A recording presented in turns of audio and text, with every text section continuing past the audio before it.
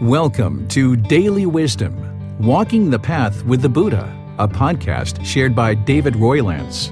This podcast is dedicated to guiding you to completely eliminate the discontent mind and the suffering it causes by attaining enlightenment. Learn and practice the teachings of Gautama Buddha that will guide you to fully attain a peaceful, calm, serene, and content mind with joy.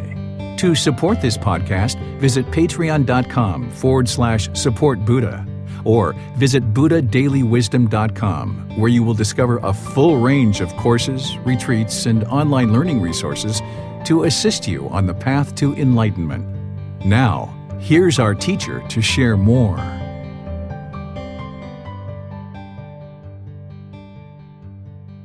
Sawadee Kap. Hello and welcome to Daily Wisdom, Walking the Path with the Buddha.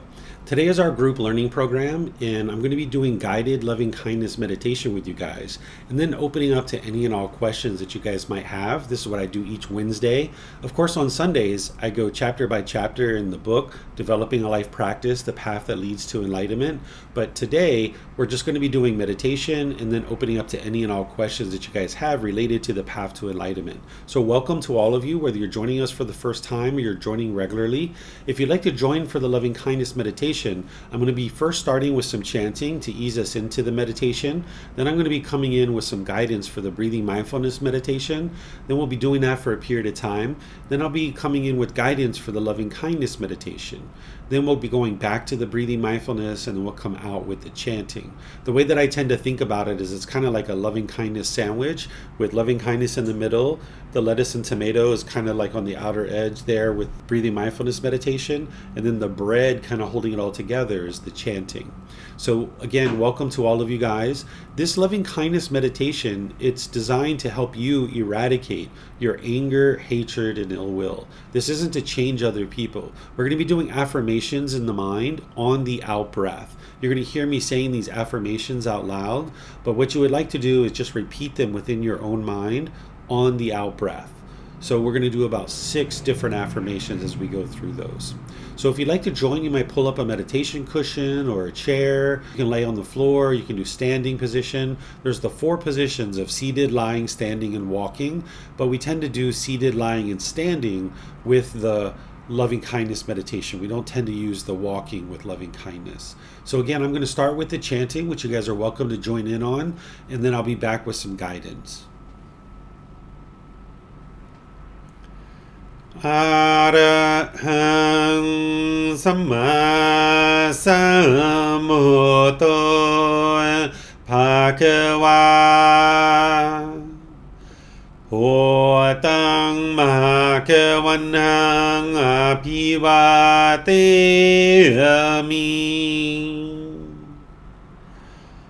Savakato Mahagavata Dhammo Dhammang Namasami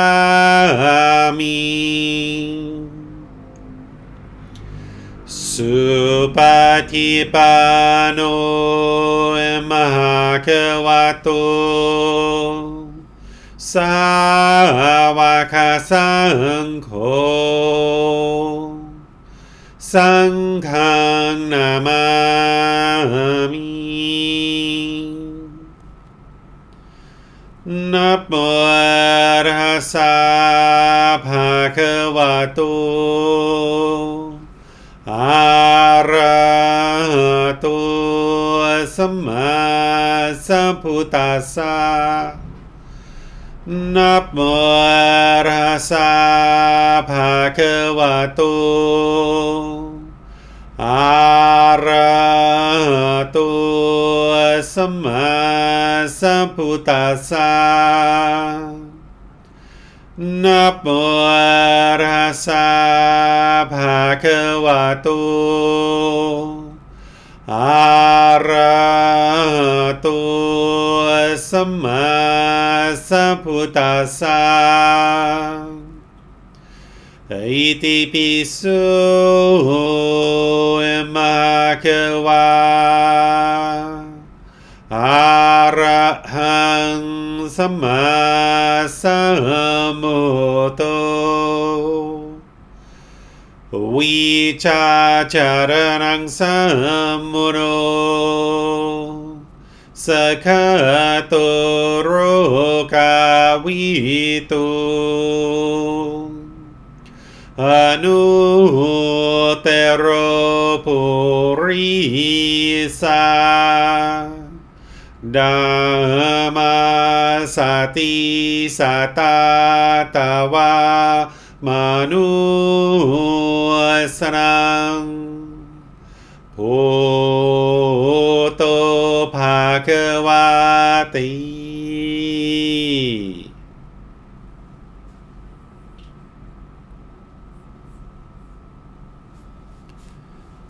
Okay, with the lower body and hands and arms comfortable, and the upper body erect, just close the eyes and start breathing in through the nose and out through the nose. Here you're just looking to establish the breath. A nice, natural, steady, consistent breath. Not forced or controlled, just a gradual inhale through the nose, experiencing the full breath. And then, whenever you're ready, exhale out through the nose. Breathing in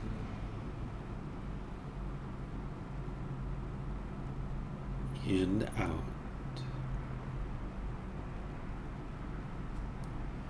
Breathing in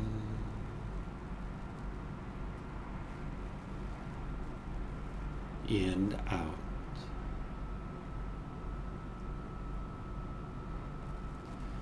Your breath may not match up with the guidance that I'm providing, and that's okay. This is your practice. I'm just here for guidance.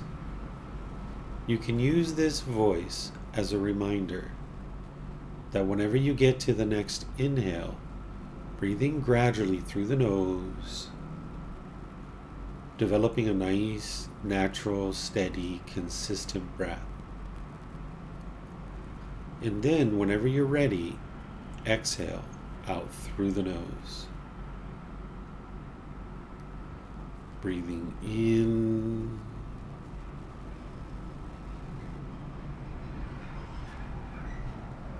and out.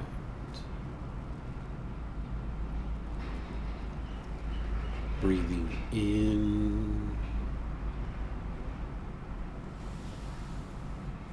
and out.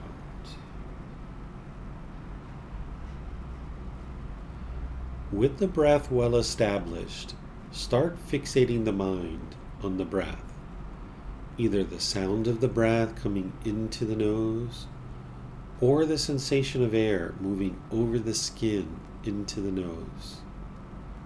The breath is the present moment. Fixate the mind on the breath, the present moment. Breathing in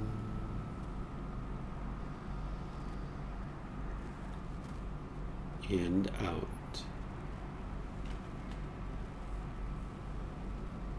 Breathing in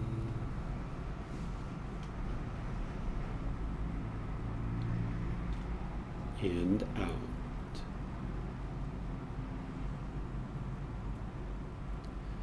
With the mind fixated on the breath, whenever you notice that it moves off the breath, cut that off, let it go, and come back to the breath, the present moment. No need to observe the thought, label it, judge it, analyze it, or even try to figure out where it's coming from. Whenever you notice that the mind is moved off the breath, cut that off, let it go, and come back to the breath, the present moment. Breathing in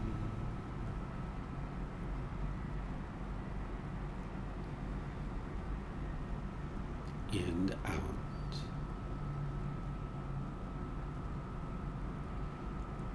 Breathing in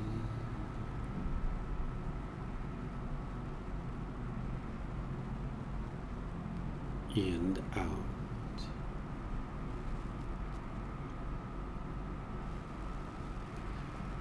I'm going to be quiet now and let you do this work of focusing on the breath, cutting off and letting go anytime the mind moves off the breath. Then I'll be back with more guidance on loving kindness meditation. You have nowhere to go. There's nothing to do. No one needs you right now. This is your time to focus on the breath. Breathing in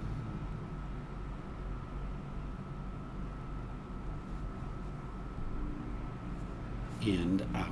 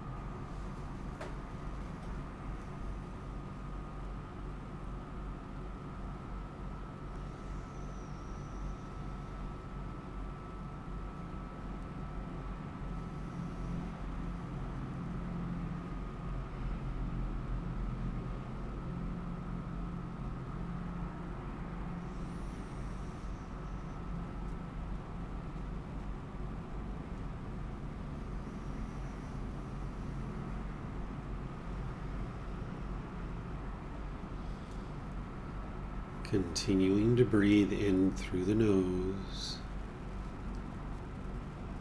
and out through the nose. Repeat these affirmations in the mind on the out breath.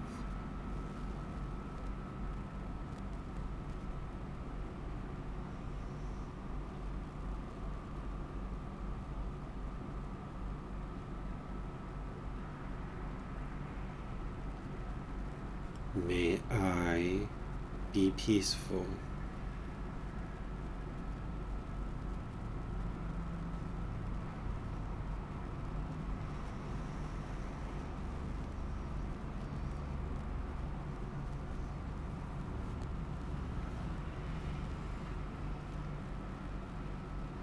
May I be safe.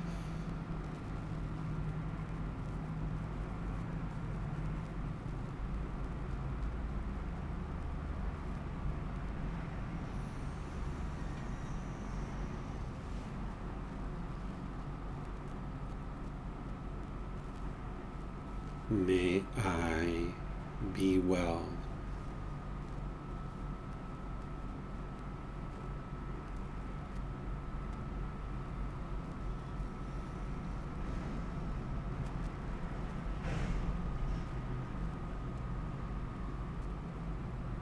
May I be free of all discontentedness and the suffering it causes.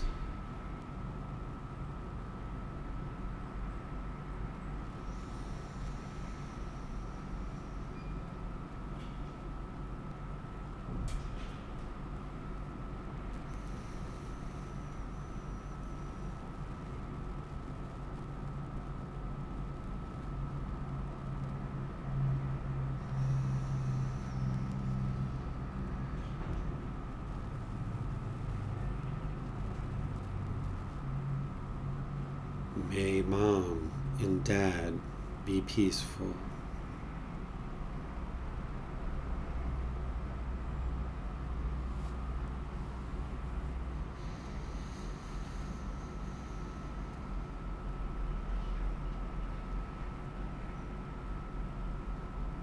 May they be safe.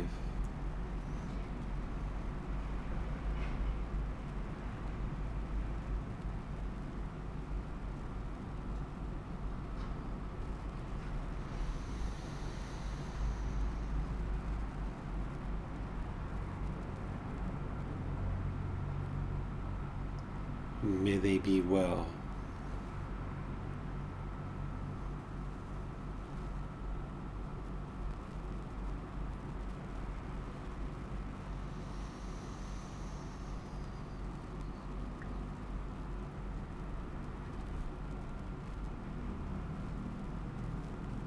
May they be free of all discontentedness and the suffering it causes.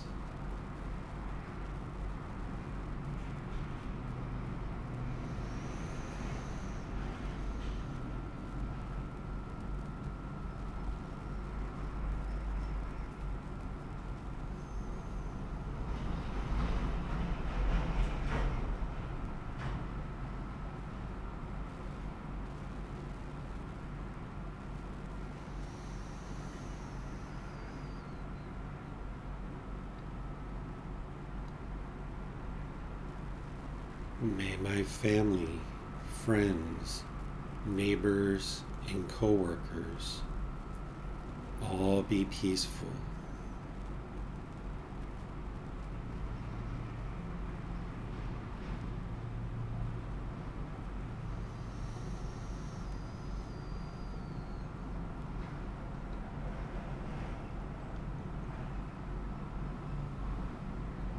May they be safe.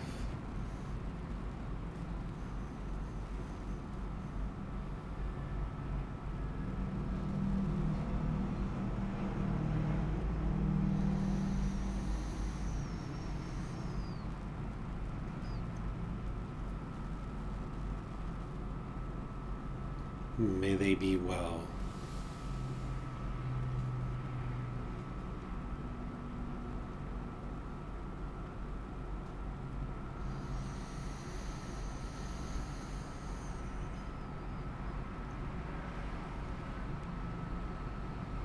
May they be free of all discontentedness in the suffering it causes.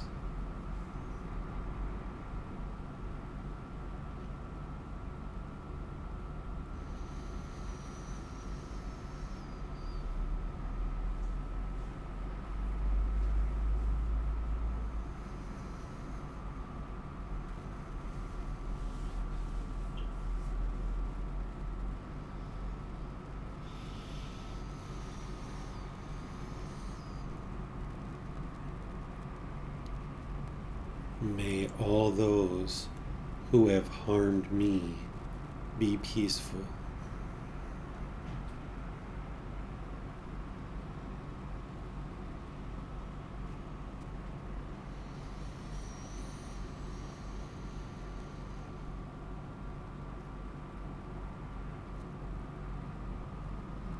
May they be safe.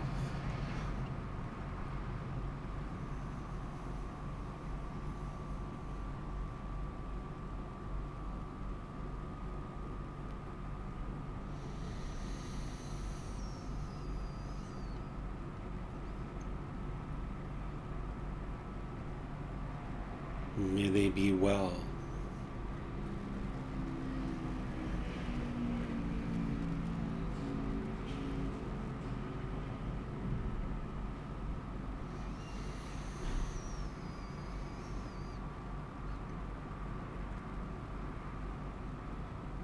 May they be free of all discontentedness in the suffering it causes.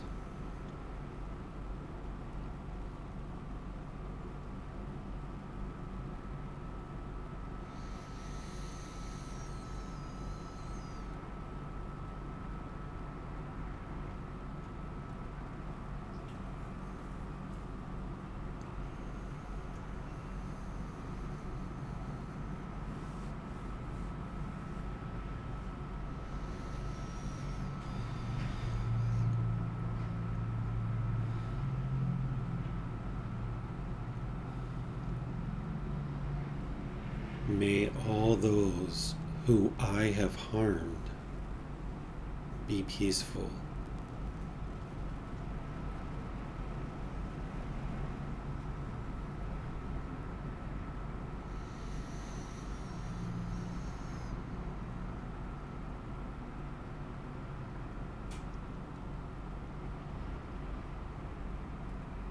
May they be safe.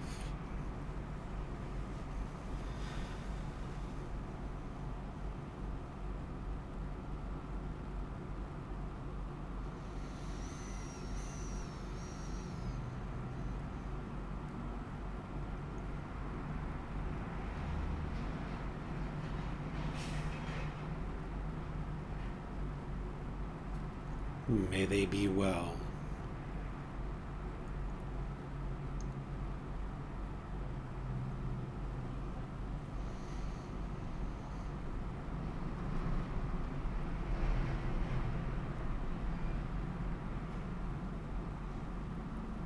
May they be free of all discontentedness in the suffering it causes.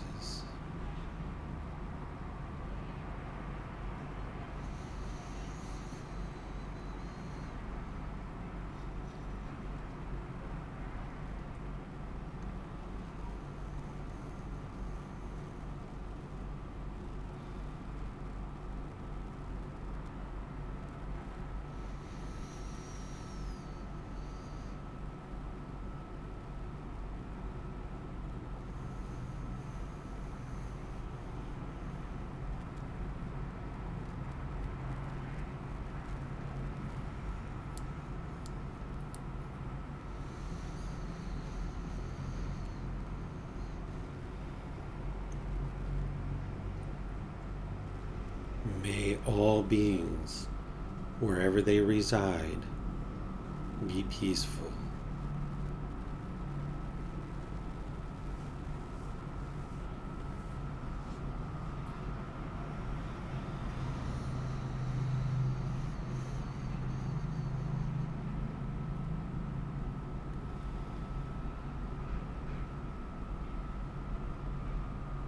May they be safe.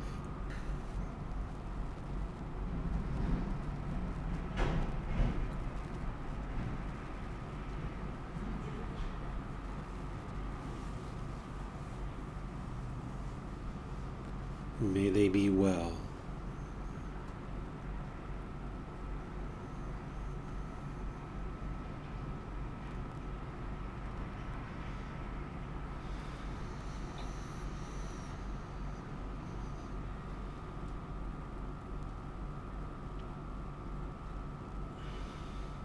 May they be free of all discontentedness and the suffering it causes.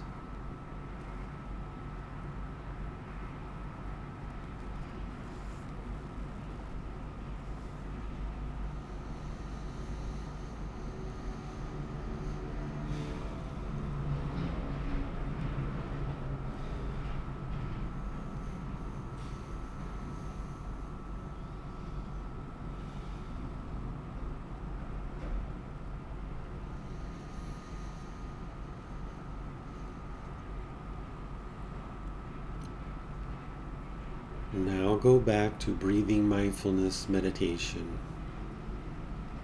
focusing on the breath, cutting off and letting go anytime the mind moves off the breath. Breathing in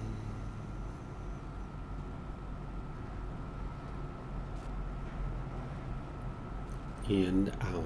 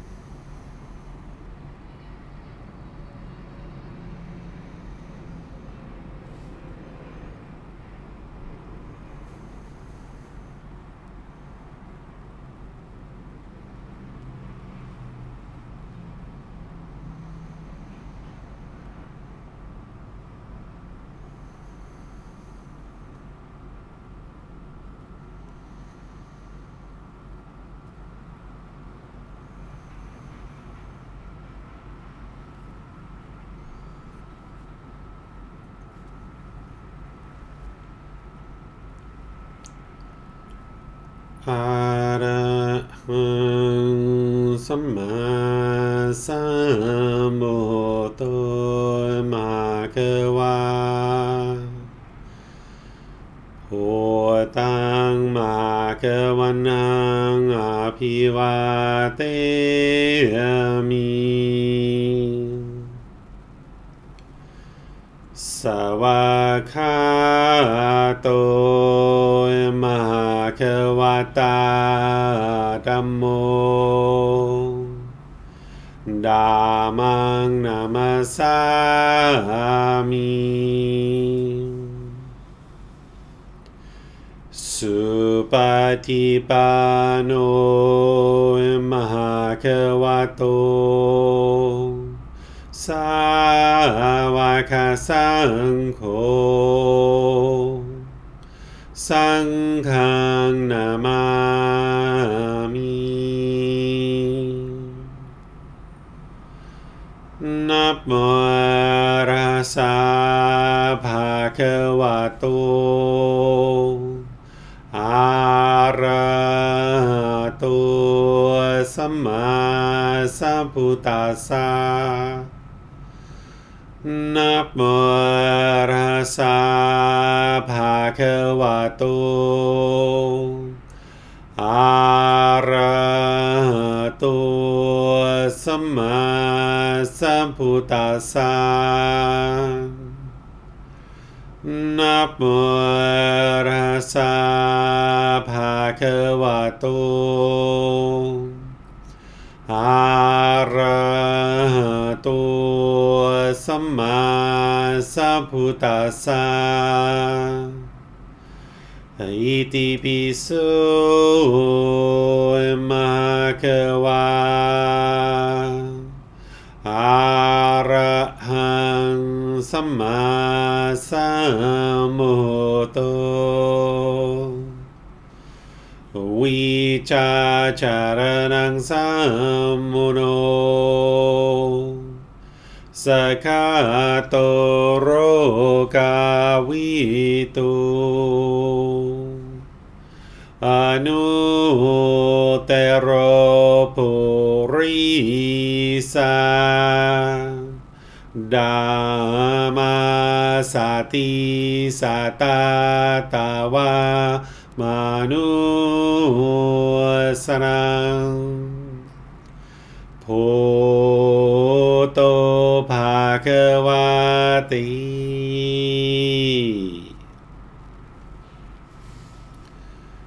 Okay, if you guys would like to slowly ease your way out of meditation.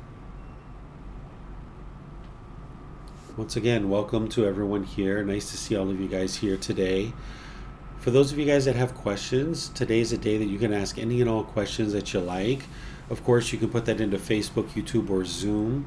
In the comment section, I'll be able to see that. Or in Zoom, you can raise your hand electronically and ask any and all questions that you like. I see a question coming in here on Zoom in the comment section.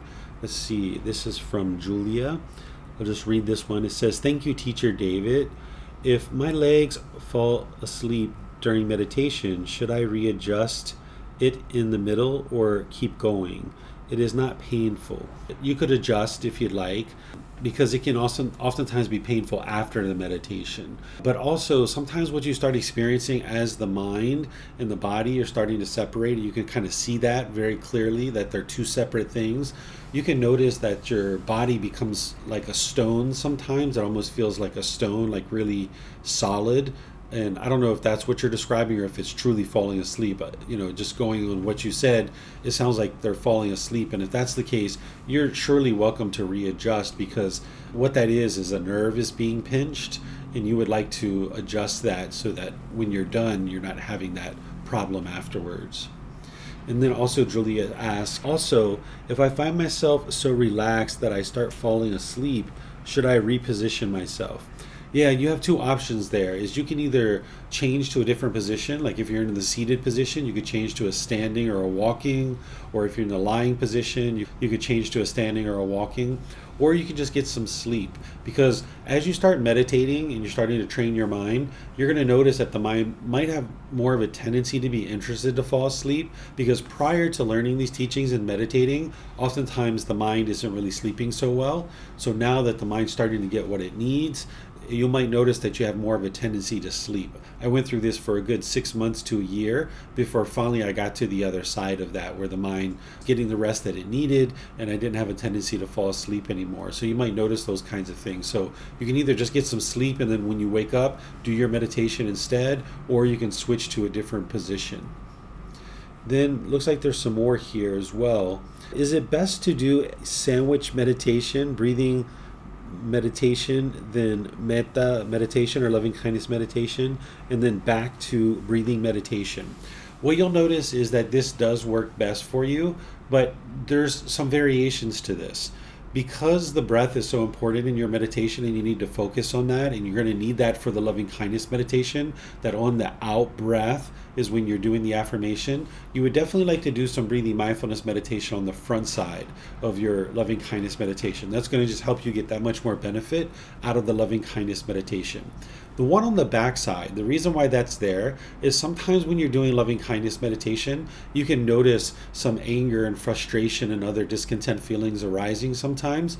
Because, like, for example, when I was doing this early on, I was doing this with my mom included, and I had a lot of resentment for things that happened during my childhood. So I could be completely fine before the meditation, and then I would go into the meditation and I would start meditating. And then as I was meditating and, may mom be peaceful, may mom be safe, I started remembering and recalling some of the things she did during my childhood. So what I noticed is that I was actually angry after the meditation, or I was frustrated. So the way to cut that off and let it go, if it's been triggered, is to do the breathing mindfulness meditation at the end. But if at the end of your loving kindness meditation you're noticing that the loving kindness is really permeating in the mind and really filling up the mind, no need to go to that breathing mindfulness meditation at the end. You can leave that off. But if you need it, that's where it is, that you can do it there at the end to kind of cut things off so that you don't have that anger and frustration permeating in the mind after your meditation. Okay, so great questions there, Julia. It looks like, Yusuf, you have questions as well. Go ahead, sir. Yeah. So because no lot time no see, I have a lot of time for questions. So are you ready? Have you packed your lunch? Well, if you could ask just a couple of them, because I have a very early morning flight tomorrow, so I can't stay awake too late. But maybe if you just have two questions, we can do those today. Okay. So the first one is what I just said, like trying to be funny. This is something that it is like impossible or nearly impossible for me to do with unknown people. Like sometimes I do have funny things to say, maybe to you, even in a personal meetings, but I just don't say them because the mind is like terrified or hesitated. Even with unknown people in real life, like I just can't talk to them. I can't, like the mind is terrified or something. Not they are going to punch me or something, but I find it difficult to know why. But with known people that I know, maybe in college, it is so easy to talk to them. Even if they were unknown, I can easily go and talk to them. So it's kind of hard for me to know the reason why. Sure, I'll help you, Yusuf. So, anytime the mind is experiencing any kind of discomfortableness or uncomfortableness, discontentedness, it's always coming back to the 10 fetters. There's some fetter, at least one, if not more, that are involved. So, the more you start understanding what the 10 fetters are and the symptoms of them, you'll be able to trace it back to exactly what the fetter is. That is actually the problem here. And then you can know that because you're going to need to start understanding these symptoms as they're arising so that you can eliminate these fetters out of the mind. That's what's going to get you liberated from these kinds of feelings. You and I have talked multiple times about the ego and something that each individual student needs to work on. You and I have talked about that in relationship to you. There's two fetters involved in what we refer to as the ego. It's personal existence view, that first fetter, and then conceit. This is what we refer to as the ego. The word ego didn't exist during the lifetime of the Buddha, rightly described it as personal existence view and conceit. We're the ones who are combining it and calling it the ego. But it's helpful to see it as two separate things because there's different symptoms and there's different remedies for these two different things. What you're talking about is personal existence view. That's what's causing the mind to feel uncomfortable because you don't know this person, you want to be perceived in a certain way, and you're not quite sure how you're going to be perceived, so you hesitate and you're uncomfortable to perhaps just be at ease and function in the way that you would function with someone else who you're not worried about how they perceive you, because they already perceive you in the way you want them to perceive you. Your mind already has that established with them. But this new person, you haven't established with them how you want to be perceived, and your mind's worried about that. And that's the fetter that's involved here. So, what is the relation between doing loving kindness meditation and that? Because when I see that love is present in my mind, I can easily be funny known people. Like instead, I spoke to an unknown guy, but a couple of weeks ago, when love was present in my mind, I wasn't able to start a relationship here. Like, maybe another question related. Should I try to develop loving kindness to eliminate this, or I should work independently on this and try to eliminate it, this negative thing? It's not loving kindness that's going to eliminate your clinging to the personal existence view and holding on to this body and mind. You might be perceiving it that way, but that's not what's going to eliminate your uncomfortableness, your shyness around this kind of situation. Like I know you have before, but look in Volume 1, Chapter 16. There you'll see all about the personal existence view and the things you need to be able to do to eliminate that. It might be that you do have loving kindness in your mind and you're perceiving it as, I can be funny and I can be more at ease when that loving kindness is in the mind, but that's not what's actually going to eradicate this problem that you're experiencing. It's due to personal existence view. So you need to eliminate that fetter in order to eliminate this uncomfortableness from the mind.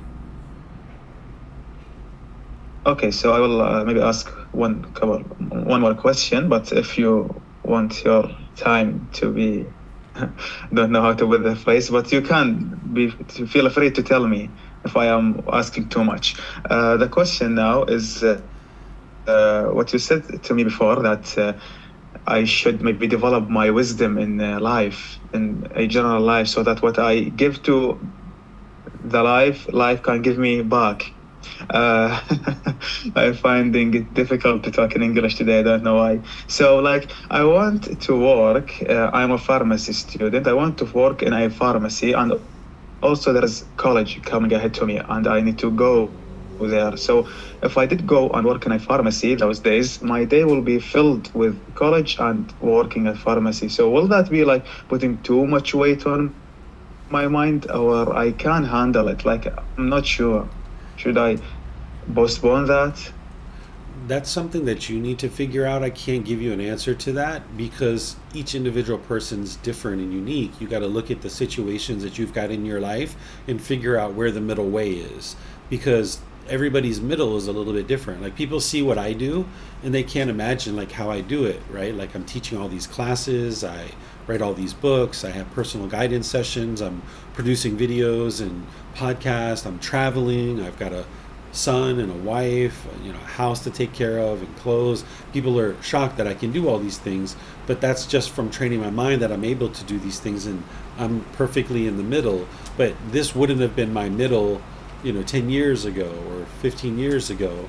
So your middle is going to be unique to you and what's going on within your own life at that time. When you're in the middle and you're practicing the middle way, you're going to notice that the mind's at ease and it's peaceful. When you're on one side, when you're having craving, desire, attachment, and you're chasing after things, you're going to be discontent. You're going to be stressed. You're going to be having anxiety, frustration. And when you're noticing those things, your mind's not in the middle. Or if you're on the other side, where you're dull and lethargic and indifferent and could care less about what's going on and just binge watching videos like you were talking about recently. If you're doing those kinds of things, you know that your mind's not in the middle. There's too much complacency there. There's not motivation and encouragement and ambition, enthusiasm. So when you come to the middle, and you're going to need to find that for yourself, you'll notice that you'll be at ease, and you'll notice that it's almost like the mind takes a deep breath and you feel very comfortable with what you're doing and what you've got on your plate, so to speak. Okay. Is there any time for another question? But this one could be like a little bit long.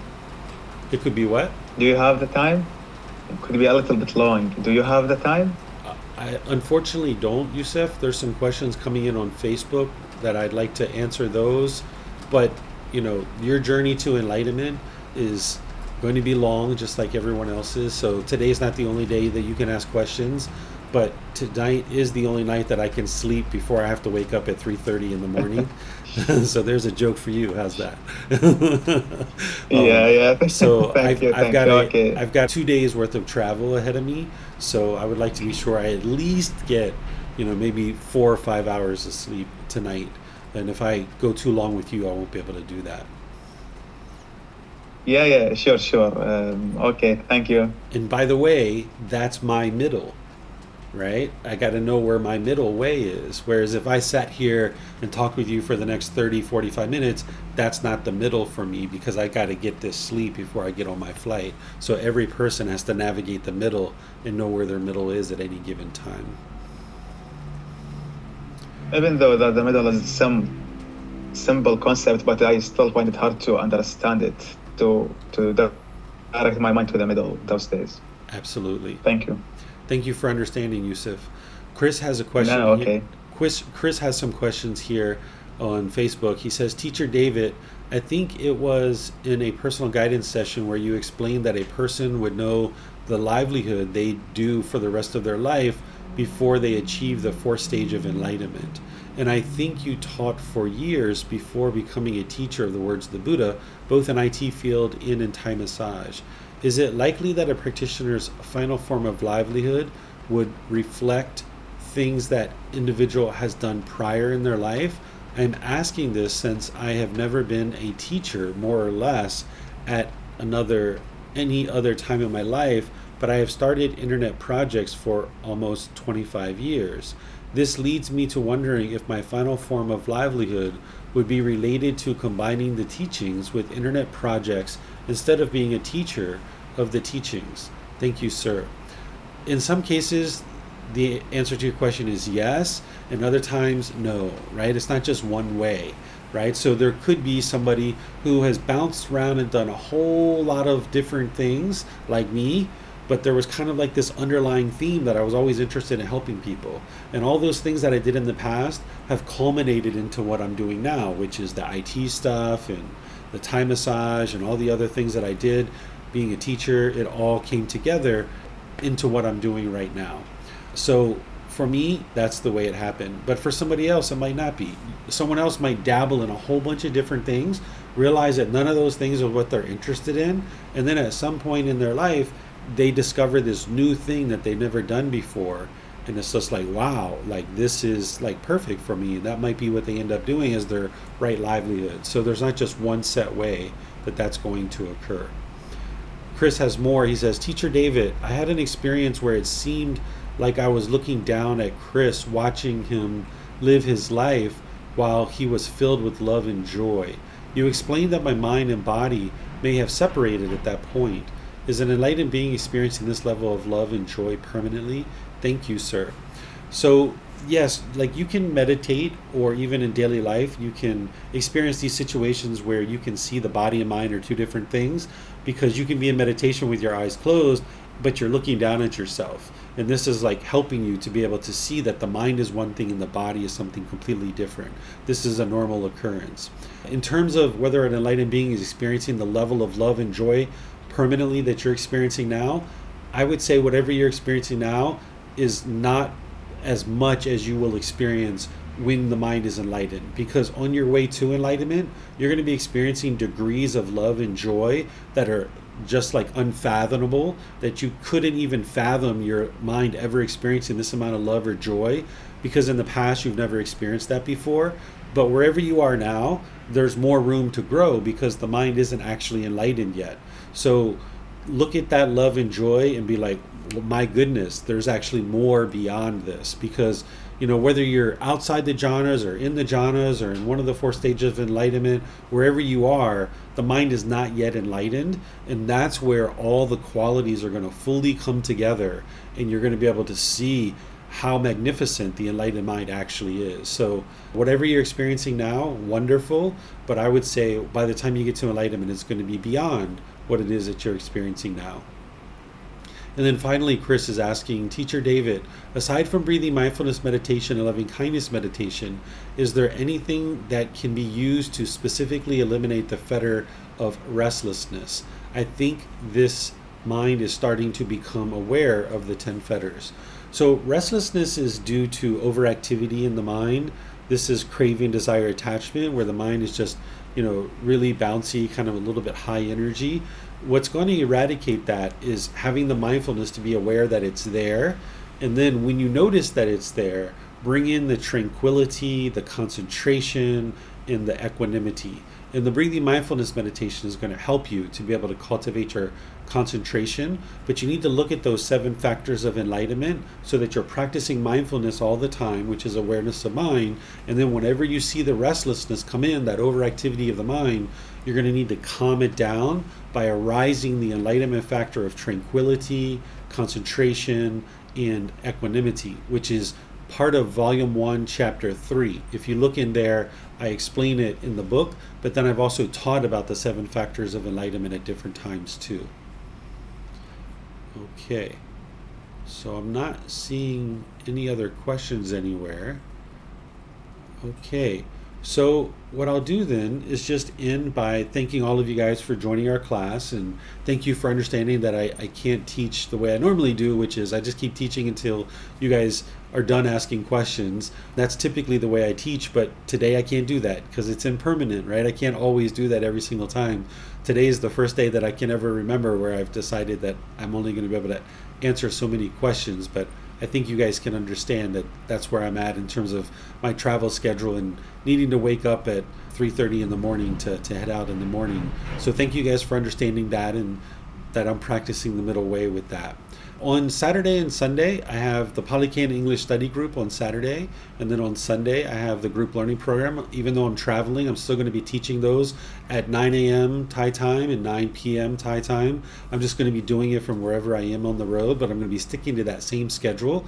So Saturday, Sunday, and Wednesday, you guys are going to be able to attend to classes right here online, just like I've always done. And even for those of you guys in Chiang Mai, we've got it set up where you guys can still attend the temple and learn over there too, because we're going to be live streaming it and having Zoom up over there at the temple based on our regular schedule. And then if anybody's hearing this that's in the area of Mexico, that's where I'm going to be teaching over the next 2 weeks. I've got 2 courses, one just south of Mexico City and another one in a place called Oaxaca, I think it's called. I can't pronounce either place. I'm going to hook up with a student that's there, and she's going to take me to wherever it is that I'm teaching. So I can't really pronounce them, but it's on the website. If you would like to see where it's going to be, you're more than welcome to attend. So again, thank you guys all for your questions. Thank you for your dedication in learning and practicing, and perhaps we'll see you guys in a future class. Be well and have a lovely rest of your day. Take care. Sawadee ka. Thank you for listening to this podcast. To provide support for this podcast, visit patreon.com/support Buddha. To access more teachings, visit buddhadailywisdom.com. There, you will discover a full range of courses, retreats, and online resources to assist you on the path to enlightenment. Remember to establish a daily, consistent meditation practice, along with learning and practicing these teachings. A well-developed meditation practice is the foundation in which to train the mind to attain enlightenment.